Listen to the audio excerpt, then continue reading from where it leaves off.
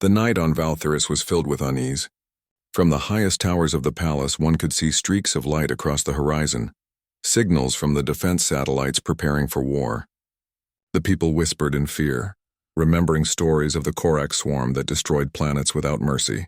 In the war chambers deep inside the palace, Captain Elias Ward stood beside King Torvain, giving commands that no human had ever spoken on this world before. The Valtherians were strong, but their methods were old. They believed in direct confrontation and glorious battle. Elias, however, worked differently. He moved markers on the holographic map, showing the generals how to lure the enemy into traps, how to strike fast and vanish, and how to make every soldier count. His calm voice filled the room steady and confident. Even those who had doubted him began to listen. Princess Lyra stood in silence near the wall watching him. His face was tired but focused. He barely paused to rest, reviewing every ship, every defense line. She could see the burden he carried. He was not fighting for glory but to save lives. Something inside her changed as she watched him. The man she had once feared now gave her strength simply by standing in the same room. The next morning, the alarm sirens echoed across the capital. The Korak swarm had entered the system. Through the giant viewing screens, the stars turned red as the enemy fleet arrived like a storm. Thousands of dark ships moved in perfect formation, blocking the light of the suns. The ground shook as the first waves of drones entered the planet's atmosphere. The war had begun. Elias moved quickly. Activate shield lines. Pull civilian transports to the lower sectors, and tell the eastern batteries to target their carriers first. His orders were precise, his tone calm even as chaos filled the command center. Valtherian soldiers looked at him with a new kind of respect. He was not their kind, but he fought like one of them, perhaps better.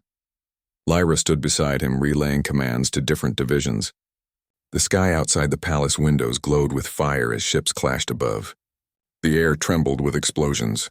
Valtherian fighter squadrons moved in elegant arcs, while human ships formed hard, sharp lines. Together they fought back the swarm, each covering the other's weakness. Hours turned into endless battles. The Korak seemed endless, their ships regenerating faster than expected. The defense shields began to flicker, and parts of the city burned. Smoke rose high into the sky, but Elias refused to give in. He moved from one post to another, encouraging the soldiers, checking their lines and joining them in the field whenever needed. Even under heavy attack, his voice never wavered. Lyra found herself following him, unable to stand back any longer. "You'll be killed out there," she said as he prepared to leave the command center. "If I stay here, others will die," Elias replied simply. "This is where I belong." She hesitated, then said, "Then I'll come too." He looked at her in surprise. "You don't have to." "I am the Princess of Valtherus," she answered, her eyes fierce. "I cannot hide while my people fight." Elias gave a short nod. "Then stay close to me." They left the palace together, escorted by a few guards. The city was chaos, flames, smoke, and the sound of battle everywhere. The streets were filled with soldiers trying to hold back the swarm's ground forces. Dark insect-like creatures with metallic bodies that moved in terrifying silence. Elias raised his rifle, his movements quick and sure. Each shot hit its mark, each motion careful. Lyra used her energy spear to protect the wounded. Together they fought side by side through the burning streets. At one point, a massive Korak beast broke through the shield barrier and roared toward them. The guards fell back in panic. Elias didn't hesitate. He ran forward, climbing the broken wall beside the creature, and fired a plasma grenade into its mouth. The explosion threw him backward. Lyra screamed his name, rushing to his side. He was covered in dust but alive, barely breathing. She helped him to his feet, her hands shaking. "You're mad," she said, half angry, half amazed. He gave a tired grin. "Humans are good at that." The battle lasted through the night. When dawn finally came, the city was scarred but still standing. The Korak fleet had pulled back to regroup. For a few hours there was silence. Elias sat on the palace steps, his armor scorched, his arm bleeding. Lyra knelt beside him, pressing a patch to his wound. Her eyes softened as she looked at him. "Why do you fight like this?" she asked quietly. "You could have left. No one would blame you." He looked toward the horizon where smoke still rose. "Because if I ran, who would stop them next? Someone has to stand between the dark and the light. Humans, we don't always win, but we never stop trying." His words struck something deep in her heart. She realized that what she had feared was not his strength but his will. his unbreakable spirit that even death could not bend. For the first time, she smiled at him without fear. Before they could rest, new alarms sounded. Scouts reported that the Korak had found a way to bypass the planetary shields. A massive energy surge was building near the northern pole, an attempt to destroy the core defenses from within. If it succeeded, Valtheris would fall. Elias stood immediately. "I need every transport ship ready," he said. "We're going to stop that surge before it detonates," King Torvain protested. "You can't lead another mission. You are wounded." Elias only shook his head. "It's not about me, Your Majesty. It's about survival." Lyra stepped forward. "Then I'll go too." Her father stared at her in shock. "No, my daughter." "She's right," Elias interrupted gently. "She knows this terrain better than anyone, and the people will fight harder if they see their princess stand with them." King Torvain hesitated, then bowed his head slightly. "Then go, and may the stars guide you both." The final mission began. Elias, Lyra, and a team of soldiers flew across the icy lands of the north in small dropships. The air shimmered with red lightning from the Korak energy storm. As they approached the pole, they saw the enemy constructing a massive weapon, an energy drill aimed straight at the planet's heart. Dozens of swarm ships surrounded it, their claws digging into the ice. Elias looked at the scale of it and said quietly, "We can't destroy it from the outside. We'll have to go in." Lyra stared at him. "Go in?" "That's suicide." "Maybe," he said, checking his weapon. "But it's our only chance." They landed behind a ridge and fought their way through the outer defenses. The cold wind howled, carrying sparks of red light. Elias led the way, moving fast but careful, his every decision protecting those behind him. Lyra stayed close, fighting with precision. They reached the core of the structure, where a giant glowing orb pulsed with unstable power. Elias opened his wrist device and began setting charges. "This will overload the reactor and make it collapse. But once it starts, we'll have less than a minute to escape." Lyra looked around. "Then hurry." As he worked, more Korak swarmed from the tunnels.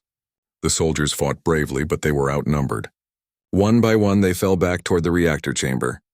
Elias finished setting the last charge, then turned to Lyra. "Go! I'll cover you." "No!" she shouted. "You can't stay." He smiled faintly, that same calm look she had seen in the arena. "It's fine. Someone has to make sure it detonates. If it doesn't, the planet dies."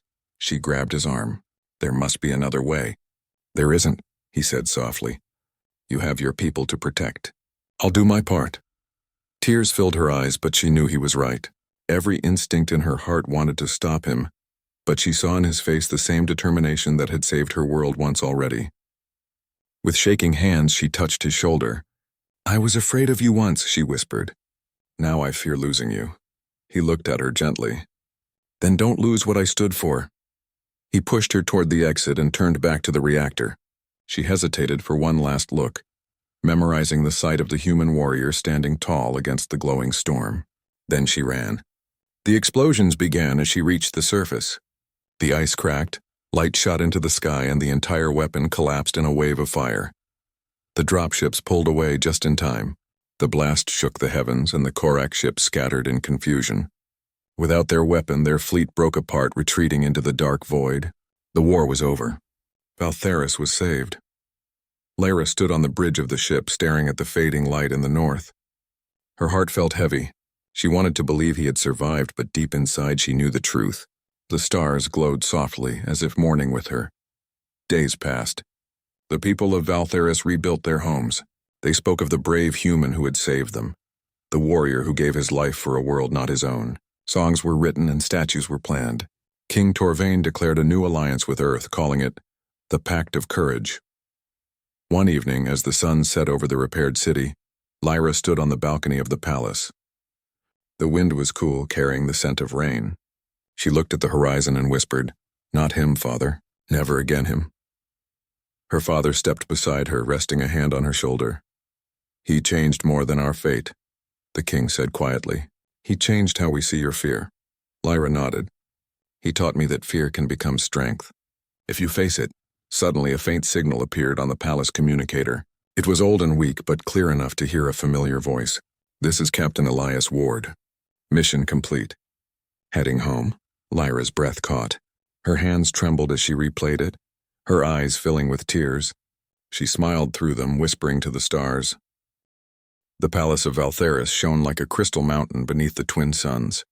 Its towers reached toward the blue sky, their silver tips glimmering with power drawn from the planet's core. Inside, alien nobles gathered for a grand meeting, their colorful robes moving like waves across the marble floor. The air was thick with tension and pride, for this was no ordinary gathering. It was the first meeting between the people of Valtheris and the humans of Earth. Princess Lyra stood beside her father, King Torvain, on the high platform. Her golden skin shimmered faintly under the lights, her bright eyes scanning the hall filled with guests from many worlds. She had been raised to be calm and fearless, a daughter of a warrior king, yet today her heart beat a little faster. She had heard stories of humans, bold creatures who fought even when the odds were impossible, who won wars through cunning and emotion rather than pure strength. To her people they were unpredictable, sometimes reckless. To Lyra they were frightening. The great doors of the hall opened with a deep sound. A group of humans walked in, wearing their simple gray uniforms, the symbol of Earth shining on their shoulders. They were not tall compared to Valtherians, but they carried themselves with quiet confidence. Among them walked a man who seemed different from the rest. His armor was worn, marked by battles. His face carried lines of struggle and years of command. His eyes, gray like storm clouds, looked around the hall with calm focus. He was Captain Elias Ward, the leader of the human delegation. When Elias stepped forward and bowed before the king, the hall went silent. Even the wind outside seemed to pause. His movements were not graceful like those of the Valtherian knights, but they had a strength born from discipline. His voice when he spoke was deep and steady. "Your Majesty, I bring greetings from Earth. We come in peace and hope to build a future together." King Torvain studied the man before him. He had fought many wars, seen many kinds of soldiers, but something about this human made him cautious. There was power in the way Elias stood, and an honesty in his eyes that made others uneasy. Before the king could answer, Lyra leaned close and whispered, her voice trembling just enough for him to hear. "Not him, father. I'm afraid of that human warrior." The king turned his head slightly, surprised by his daughter's tone. She was rarely afraid. Her words carried through the quiet hall before she realized it. The crowd murmured, the sound spreading like ripples in water. The human soldiers shifted uncomfortably, unsure what had been said, but they sensed tension. Elias raised his eyes to meet the princess's gaze. For a moment they looked at each other across the hall, her eyes filled with fear and confusion, his with calm understanding. He did not bow again, nor did he speak. He simply waited. King Torvain broke the silence. "Fear has no place in this hall, my daughter," he said sternly, though his voice softened at the end. Then he turned to Elias. "But perhaps it is best if we see with our own eyes the truth of human strength and honor. Captain Ward, will you accept a trial of combat? Not a duel of hatred, but a test of spirit." Elias nodded once. "If that will earn your trust, I will fight." The Valtherians cheered. They respected strength more than words. The princess, however, felt a chill run through her. She did not want to see blood, yet she knew her father would not change his mind. The trial would be held in the arena beneath the palace, a place where warriors proved themselves before all of Valtheris. The next day, the great arena was filled with thousands of citizens. The floor of smooth white stone reflected the light of the twin suns. Elias entered wearing light combat armor, his helmet in his hand. Across from him stood General Kareth, one of Valtheris's finest fighters, towering and strong, his blade shining with energy. The crowd roared in excitement. Lyra sat beside her father, her hands clasped tightly. She wanted to look away, but her eyes would not leave the human. The signal sounded. The duel began. Kareth charged first, his blade cutting through the air with blinding speed. Elias moved to the side, narrowly avoiding the strike. He did not attack immediately. He studied his opponent's rhythm, his steps slow but sure. The Valtherians were used to powerful, fast attacks, not patience. Kareth swung again, but Elias caught the blow on his arm guard, turned, and pushed the general off balance. The crowd gasped. Elias still did not strike back. Instead, he lowered his weapon slightly and spoke quietly, though his voice carried across the arena. "This is a test, not a war. I will not harm a man who fights only to prove himself." The words caused confusion among the Valtherians. To them, mercy was weakness, but to the humans, it was strength. Kareth roared and attacked again, angered by what he thought was pity. Elias blocked, dodged, and finally, when no other choice remained, disarmed the general with a single, clean motion. The Valtharian's weapon flew through the air and clattered to the ground. Elias pointed his blade to the side, not toward Kareth. "It's done," he said simply. The arena went silent. Kareth stared at him, breathing heavily, pride wounded but life spared. Slowly he knelt and placed his fist to his chest, the Valtharian gesture of respect. The crowd, unsure at first, began to cheer. Even warriors could see honor when it stood before them. Lyra's heart beat fast. She had expected to see violence, to confirm her fear. Instead, she saw something she did not understand. Control, compassion, and confidence without arrogance. She looked at Elias again. He met her eyes once more, but this time there was a faint trace of a smile. Not prideful, just human. After the duel, Elias approached the fallen general and helped him stand. He even tended to a cut on the Valtharian's arm using a small medical patch from his belt. The crowd was surprised. Many had never seen someone of victory help the defeated. King Torvain watched closely. He was not quick to trust outsiders, but this human warrior was not like the rest. His discipline reminded the king of ancient Valtharian heroes. When the arena emptied, Lyra found herself wandering near the corridors that led to the training grounds. She saw Elias standing there alone, checking his armor. He noticed her and bowed slightly. She hesitated before speaking. "You did not have to spare him," she said quietly. "My people would have respected you more if you had finished the fight." Elias looked up at her. "Respect built on fear doesn't last," he replied. "Sometimes mercy speaks louder than power." His words were simple, but they lingered in her mind. No Valtharian warrior had ever said such a thing. She nodded awkwardly and turned to leave, but paused once more. "I was wrong to speak in fear," she admitted softly, though she could not meet his eyes. "I thought humans were wild and dangerous." Elias smiled faintly. "Some are," he said, "but most of us are just trying to protect what we care about." That night the palace glowed under the pale moons of Valtharis. The celebration of peace continued, though beneath the laughter and music a sense of unease grew. The palace guards had noticed strange signals on the outer scanners, faint energy readings near the far side of the system. Lyra was in the observatory when she heard the news. She hurried to her father's chambers only to find Elias already there with the council, studying the data projection. "The readings are consistent with a swarm formation," Elias said seriously. "This pattern matches the Korak. They were seen near the outer colonies last month. If they are moving here, Valtharis is in danger." The king frowned. "The Korak have not come near this sector for a century." Elias shook his head. "They've changed. They move faster now. They devour everything they touch. If we act late, it may be too late." Lyra listened, her fear returning, but this time not of Elias. She felt a cold weight in her stomach. The Korak were a nightmare from her childhood stories, creatures that consumed worlds. She turned to Elias, her voice trembling. "How can you be so calm?" He looked at her and said quietly, "Because fear wastes time we don't have." There was something in his tone, not arrogance, but quiet courage that steadied the room. Even the king seemed to draw strength from it. He turned to his generals. "Prepare the fleet. If this human's warning is true, we must defend our world." Elias added, "I'll help your forces organize the defense grid. Human strategies are built for swarm warfare. We've faced them before." The council hesitated. "A human commanding their ships?" But King Torvain nodded slowly. "Very well. You have my trust, Captain Ward." As the meeting ended, Lyra stood by the window watching the stars. She could see the faint red shimmer on the horizon, the direction where the enemy might come from. She felt afraid again, but differently now. The fear was not of the human warrior. It was of losing everything she loved. Elias walked past her and paused. "Princess," he said gently, "I know I frightened you once, but I promise you this, I will not let this world fall." She turned toward him, the soft light catching his calm face. For the first time she believed him. There was no anger or pride in his eyes, only determination. She nodded slowly. "Then we will fight beside you, human warrior." He smiled. "That's all I ask." Outside, the stars flickered like warnings in the dark sky. Far beyond Valtharis, something vast and hungry was moving through space, a shadow spreading from one world to the next. And in the grand halls of the shining palace, an unlikely bond was forming between a cautious princess and a human soldier who carried the weight of countless battles. the peace that had brought them together. Woo.